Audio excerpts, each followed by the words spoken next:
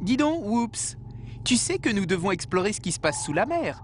Ce n'est pas un champ de course. Mais justement, j'ai vu des poissons à tête de cheval. Regarde! Ah, là, il y a un cheval! Je vois. Mais non, ce n'est pas un cheval, c'est un hippocampe. Ah bon? Oh, je ne savais pas que les hippos font du camping. Bah oui, les hippopotames, quoi.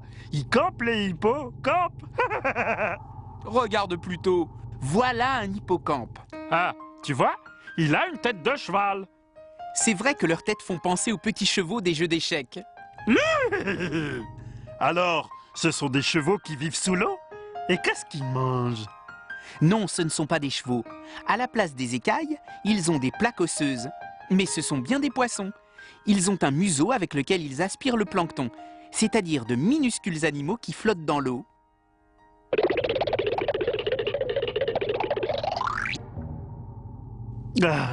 Mais comment faut-il pour galoper sous l'eau?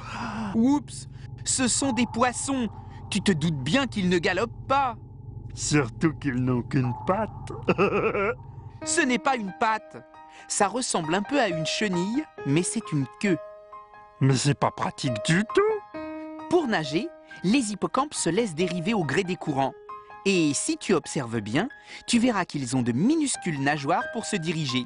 Ce serait quand même plus facile avec plusieurs pattes. Tu crois ça? Les hippocampes se servent de leur queue pour s'accrocher aux algues. En fait, ils nagent verticalement en balançant leur queue. Ça leur permet de se diriger. Mais, on ne le voit presque plus. C'est parce que ça lui permet de ressembler aux algues et de se cacher aux yeux des prédateurs éventuels. Pareil, moi aussi je peux me cacher. Il en faudra un peu plus, Whoops. Mais la queue des hippocampes leur permet aussi de s'accrocher un peu partout, pour éviter d'être sans cesse emportés par le courant. Ah, alors, il se prend pour Tarzan, celui-là. Eh bien, c'est peut-être le roi de la jungle sous-marine? Oh, ils s'accrochent même entre eux. C'est la danse nuptiale des hippocampes avant l'accouplement.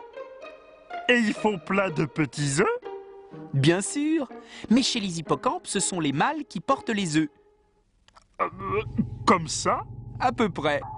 En fait, les hippocampes ont une poche sur le ventre dans laquelle les œufs grossissent tout en étant protégés. Et au bout de 4 semaines, c'est l'éclosion. Des mini-hippocampes? Évidemment, ils sont tout petits, à peine plus d'1 centimètre.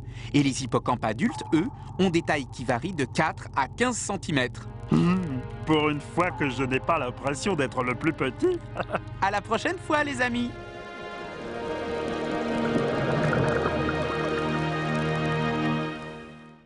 Qu'est-ce que c'est qu'un hippocampe? C'est un petit poisson allongé recouvert de plaques osseuses avec une tête qui ressemble à celle d'un cheval.